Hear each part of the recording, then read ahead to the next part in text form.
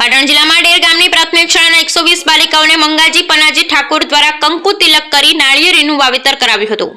સજીવન life private limited જિલ્લા feed coordinator જગદીશભાઈ ચૌહાણ દ્વારા બનાસમાં ચાલતા તમામ પ્રોજેક્ટો વિશે વિગતવાર માહિતી આપવામાં આવી અને નાળિયેરી વાવેતર અંગેની પણ તાલીમ આપવામાં આવી હતી।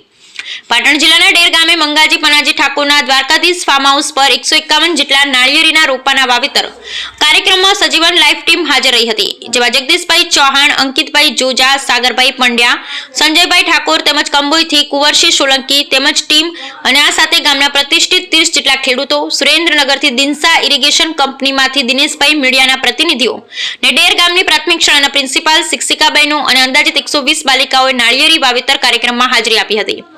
સજીવન લાઈફ પ્રાઇવેટ લિમિટેડ જિલ્લા ફીડ કોર્ડિનેટર જગદીશભાઈ ચૌહાણ દ્વારા બનાસમાં ચાલતા તમામ પ્રોજેક્ટો વિશે વિગતવાર માહિતી આપવામાં આવી હતી અને નાળિયેરી વાવેતર અંગેની પણ તાલીમ આપવામાં આવેલ ને સૌ કોઈ સાથે મળી હર્ષ અને ઉત્સાહભેર નાળિયેરીનું વાવેતર કર્યું। આ ઉપરાંત ઘણા બધા ખેડૂતોએ ઉત્સાહભેર અલગ અલગ પ્રોજેક્ટમાં સજીવન લાઈફ સાથે જોડાશે તેવી ખાતરી પણ આપી હતી। સ્કૂલની બાળા અને શિક્ષકો માટે ચા, પાણી અને નાસ્તાની વ્યવસ્થા કરેલી। અંતે સૌ કોઈ ઉત્સાહી લાગણી સાથે સજીવન લાઈફનો આભાર વ્યક્ત કરી છૂટા પડ્યા। Bureau report Ramjibhai Raigor. સાહેબના ઘેરે વૈકન ભેગા થયા। સાહેબે જે ગામમાં ડેર ગામમાં શરૂઆત કરી કે ડેર ગામ વિશે હું મહેસાણાનો જ છું, આ જિલ્લાનો જ છું, તો હું નાનપણમાં અભરેલું કે ડેર ગામ એટલે સમજી ગયા ને, ડેર ગામ એટલે એવું સોંભરેલું મેં।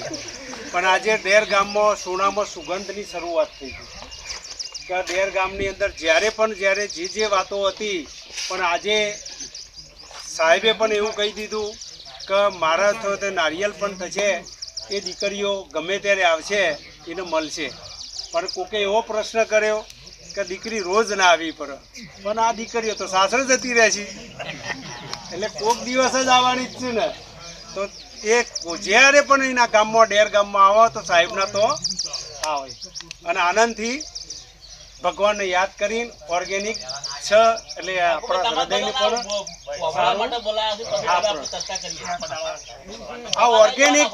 આ ઓર્ગેનિક પ્રાકૃતિક ખેતી અને ગાય આધારિત ખેતી એ ત્રણે એક જ છે કે જુદું જુદું નથી, પણ દરેકના બધા જેને જે બોલવું હોય એ બોલી શકે છે। ગામમાં દરેકનો 3 નામ હોય, એમ પ્રાકૃતિક ખેતીને બધું 3 નામ હોય।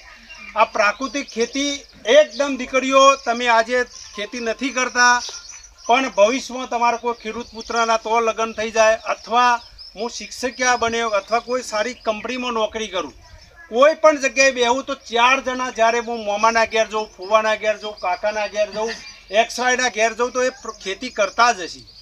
એ ટાઈમે આપણા મોંમાંથી એવો શબ્દ નીકળવો જોઈએ કે મામા, ફુવા, કાકા તમે પોતાના માટે 1 વીઘો પ્રાકૃતિક એટલે ઓર્ગેનિક ખેતી કરો છો। શા માટે ઓર્ગેનિક ખેતી કરવાની? મારે સારું જીવવું છે, મારે સારું જીવવા માટે મારે પ્રાકૃતિક ખેતી કરવાની। કે પ્રાકૃતિક ખેતીથી, ઓર્ગેનિક ખેતીથી શું ફાયદા એ આ ભાઈએ હમણાં સાહેબે કીધું કે ધોળણ દાળ પણ નહોતા ખાતા, એ ભાઈને કેન્સર થયું। કેન્સર કેટલાય પ્રકારનો, વિજ્ઞાન તો એવું કે કેન્સર 200 પ્રકારના છે, એ તો પ્રકાર આપણને ખબર હોય નહીં, પણ પ્રાકૃતિક ખેતી એટલા માટે કરવાની કે હું જે ખાઉં એ તેજસ્વીતાથી ખાઉં અને મારું વિચાર ને વાણી બધું બદલાય। અત્યારે જુઓ નાની બાબતોમાં 15 વર્ષના, 17 વર્ષના, 10 વર્ષના છોકરાના 300 સ્વભાવો થઈ ગયા। નાની બાબતોમાં રિસાઈ જોઈએ, નાની બાબતોમાં શું કરી રહ્યા છે આપણને બધાને ખબર જ છે। એ સ્વભાવો બદલાને એનું કારણ રાસાયણિક ખાતર। આ રાસાયણિક નામના રાક્ષસને ગાઢવાનો છે। આપણા બાપ દાદોએ અંગ્રેજોને ગાઢ્યા, એઓનું કામ એઓને પૂરું કરી દીધું। અમુક તો અંગ્રેજોને કાઢવાના નથી, તો અંગ્રેજોની જગ્યાએ હતા રાસાયણિક નામનો રાક્ષસ આવ્યો છે। એ રાક્ષસને કાઢવા માટે આવી અનેક કંપનીઓ, સજીવન લાઈફ છે એવી અનેક કંપનીઓ કામ કરી રહ્યા છે। અને આપણા વિચારો કરીને આ વડીલો બેઠા છે, વડીલોને પણ હું કહું છું કે તમે ગામના ગોદરા બેઠા હોય તો પ્રાકૃતિક ખેતીની વાત મૂકી દો, એકવાર ગલ્લા વાત મૂકી દો, ગલ્લા એકવાર વાત મૂકી દેશો ને વાત ગામમાં ચર્ચાતી 1-2 વર્ષે એનું બીજ ઊભું થશે। અને જે રીતે સાહેબે આ પ્રાકૃતિક ખેતીનું શરૂઆત કરી એવું બીજ 2-4 વર્ષે થશે। કેમ પ્રાકૃતિક ખેતી કરવાની? તમને આજે દુઃખના એક સમાચાર આલું। આજે 10 દીકરાઓ તમારા ગામનું આજે લેસન કરવાનું મંડળ કરી દો સાહેબ વડીલોએ। આજે 2 એપ્રિલ થઈ, આવતી 2 એપ્રિલ સુધી તમે લેસન કરજો તમારા ગામમાં, કે 2 એપ્રિલ 2025થી 2 એપ્રિલ 2026 સુધી આપણા ગામમાં બાળકો કેટલા જન્મ્યા અને આપણા ગામમાંથી મરણ કેટલો થયો. તો મરણ રણ પ્લસ થઈ જશે જન્મ કરતાં. મરણ વધી ગયો. હું 33 ગામની અંદર મારા ખેડા જિલ્લાની અંદર મેં કર્યું તો 13 ગામની અંદર મરણ વધી ગયો. 7 ગામમાં બેલેન્સ થઈ ગયું અને 4 ગામનું હું કહી દઈશ ને તો કે તમે વાત જ ના કરશો. એટલું બધું આવ્યું કે મરણ 14 થયો, બાળકો 2 જ આવ્યો. એ 4 ગામમાં એવું જબરજસ્ત આવ્યું. અને 4 ગામમાં સૌથી વધારે બટાકો વવાય, સૌથી વધારે પેસ્ટિસાઇડ થાય, જે કેવડિયા ગામ કરીને કહેવાય, બાયલાકુઈ કરીને ગામ કહેવાય, હમીરપુરા કરીને ગામ કહેવાય. એ 3 ગામનું હતું. એ 3 ગામે રાસાયણિક ખાતર બંધ કરી દીધું. એટલા માટે આપણે પણ કોઈ પણ ઘરની અંદર બેઠા હોય તો કોઈ પણ શાકભાજી ખાવાની તો ધોઈને ખાવાની. અને વાણી પણ. અને બીજું કે બહેનોને ભાઈએ કીધું કે બહેનોને સૌથી વધારે કેન્સર છે, એનું કારણ એક ભોજન બનાવશે બહેનો. એ ભોજન બનાવતી ભાઈએ કીધું ને એની કારણ મને યાદ આવી ગયો આ શબ્દ કે જે ભોજન બનાવતા હોય ને બહેનો માસ્ક પહેર. તમે ઓર્ગેનિક જે શાકભાજી જેને કરી હોય ને 3 વર્ષથી 4 વર્ષથી, એ શાકભાજી 500 ગ્રામ સમારજો અને 500 ગ્રામ જે આપણે બજારથી લાવીએ એ સમારજો અને બેનો વઘાર કરજો. સૌથી વધારે અવાજ આવશે જે રાસાયણિક ખાતર બનાવેલું એમાં ફટ ફટ ફટ ફટ ફટ ફટ એવો અવાજ આવશે. એ અવાજ આવે ને એ અવાજ સીધો શ્વાસ દ્વારા પોતાના નાકમાં જાય અને શરીર ઉપર જાય. એટલે આ જે કેન્સર જે થાય છે ને એ રાસાયણિક ખાતરના જે પટ પટ પટ પટ થાય. એટલે કોઈ પણ બહેનો જો આજે પહેરતું હોય બીજું કપડું પહેરી લે અને માસ્ક લે, પણ આ શરૂઆત કરવી જ પડશે. કે હું ગામડે ગામડે જોઉં છું તો બહેનોને જે કેન્સરો થાય છે શરીરના, એ બધો સૌથી વધારે આ રાસાયણિક નામનું ખાતરથી થાય. જો પુરુષ પણ જો ભોજન બનાવતો હોય એને પણ માસ્ક પહેરવો જોઈએ. અને બીજું વધારે મારે બોલવાનું નથી કીધું, પણ હું એ કહું કે આ જે ગામની અંદર પ્રાકૃતિક ખેતી થાય તો હોય થઈને દીકરીઓ નીકળતા હોય ને તો એક આશીર્વાદ આલતા રહેશે કે ભગવાન જલ્દી આ નારિયેળી થાય ને મારે ખાવાની ઈચ્છા થાય.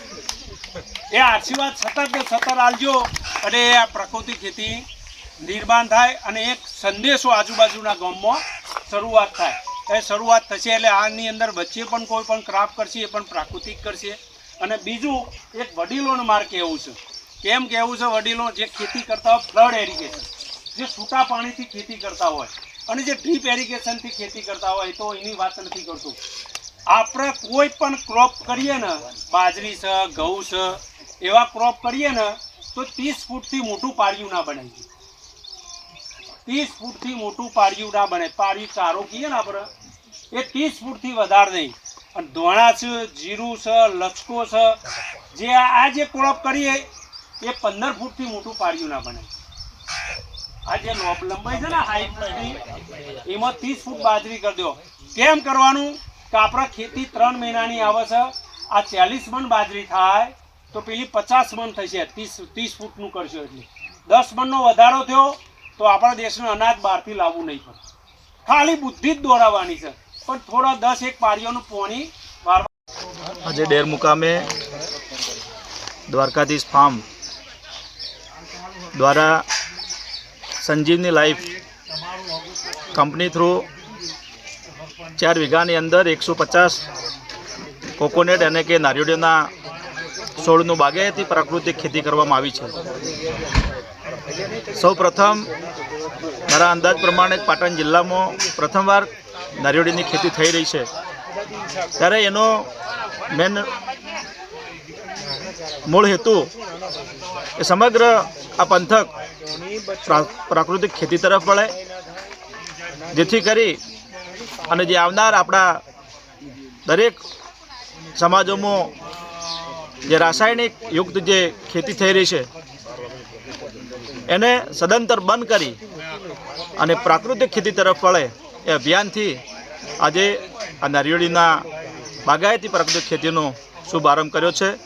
એમાં મારી શાળાના તમામ દીકરીઓ દ્વારા એ વૃક્ષનું પણ આજે વૃક્ષારોપણ કરી શુભ શરૂઆત કરી છે.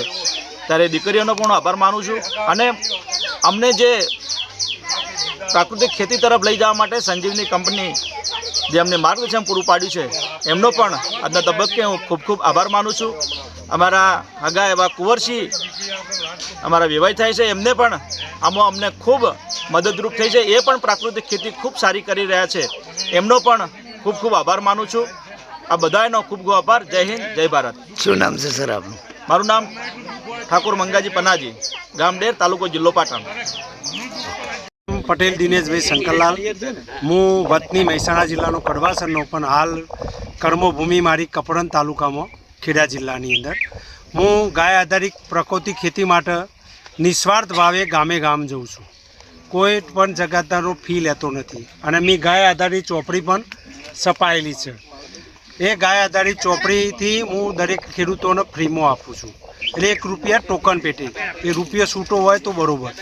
અને જે પ્રાકૃતિક ગાય છે, આ ગાય આધારિત પ્રાકૃતિક ખેતી કોઈ પણ ખેડૂત મને ગમે ત્યારે ગમે તે જગ્યાથી કપડોથી મંગાવી શકે છે. હું પોતે કુરિયર કરીને તેને મોકલી આપીશ. અને બીજું, પ્રાકૃતિક ખેતી એટલા માટે કરવાની છે કે આજે ગામે ગામ, નગરે નગરે, વાસની અંદર કેન્સરનો એટલો બધો પ્રભાવ વધી ગયો કે કોઈ વાત નહીં કરે. માનનીય પ્રધાનમંત્રી, આપણા મુખ્યમંત્રી પણ સતત ને સતત આજે પ્રાકૃતિક ખેતીની વાત કરી રહ્યા છે. ગામે ગામ જે પરિસ્થિતિ બદલાતી રહી છે, નાની નાની ઉંમરની અંદર શ્વાસના તકલીફો આવવા માંડી, નાની નાની ઉંમરમાં ગોઠો થવા માંડી, નાની નાની ઉંમરમાં માથો ચડવા માંડ્યો, નાની નાની ઉંમરમાં છોકરાઓ અવાક્યો બોલવા માંડ્યા, ભાષાઓ બદલાવા માંડી. એનું કારણ બીજું કાંઈ નથી, રાસાયણિક ખાતર છે. જે ભાષા તમે આજે જાણતા રહેલા છો.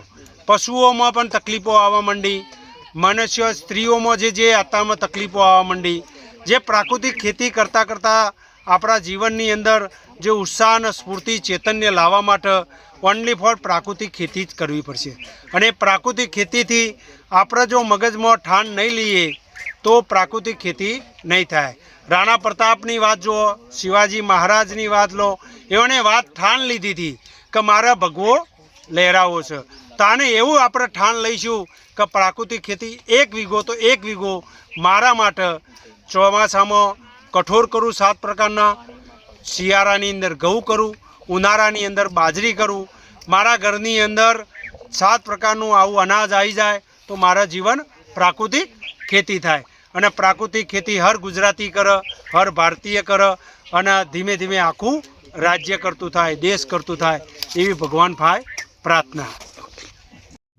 નમસ્તે, જય ગૌ માતા. આજે અમે પાટણ જિલ્લાના ડેર ગામે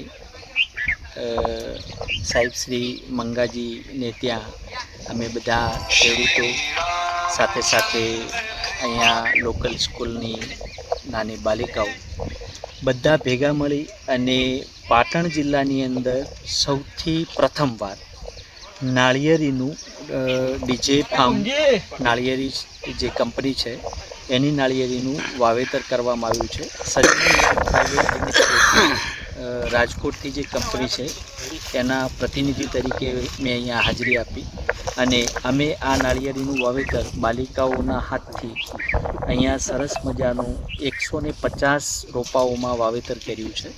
એ સાથે સાથે ખેડૂતો પ્રાકૃતિક અને પ્રકૃતિક તરફ વળે એના માટેથી કરીને અમે અહીંયા 1 કલાક મિટિંગનું પણ આયોજન કર્યું હતું, જેમાં બધા ખેડૂતો પણ હતા, આજુબાજુના તેમજ બીજા જિલ્લાઓમાંથી પણ અમુક પ્રગતિશીલ ખેડૂતો આવેલા હતા. સાથે સાથે બાલિકાઓને જે એમના ઘરે જઈ અને પોતાના જે ખેડૂત પિતાઓ છે એમને પણ જાણ કરે, એના માટેથી સૌથી મોટું પ્રોત્સાહન મળે એ અંતર્ગત અહીંયા બીજી કંપનીના એટલે કે જે ઇરિગેશનમાં કામ કરતા હોય અને ખેડૂતો હોય, પ્રગતિશીલ હોય, સાથે અમારા કુંવરસિંહભાઈ છે જેમણે કાંકરેજ તાલુકાની અંદર અમારી જે નર્સરી છે ખૂબ સરસ રીતે મેનેજ કરી રહ્યા છે, ખેડૂતોને ખરેખર પ્રોત્સાહિત કરી રહ્યા છે. એમના દ્વારા પણ અહીંયા બહુ સરસ આયોજન કરવામાં આવ્યું. સાહેબે પણ ખૂબ અહીંયા સાથ અને સહકારથી આ મોટું આયોજન કર્યું અને ખરેખર બધા ખેડૂતોને આમાંથી કંઈકનું કંઈક નવું જાણવા અને શીખવા મળે એવી પહેલ કરી છે. એ બદલ ખરેખર બધાનો ખૂબ ખૂબ આભાર છે. અને આપણે જે અહીંયા મીડિયાના માધ્યમથી બધા ખેડૂતોને માહિતી મળે એટલે મીડિયાના બધા પ્રતિનિધિ સાહેબો અહીંયા હાજર રહ્યા અને બધાને આની જાણ થાય એવા સંકેતો સાથે ખૂબ ખૂબ આભાર. ધન્યવાદ.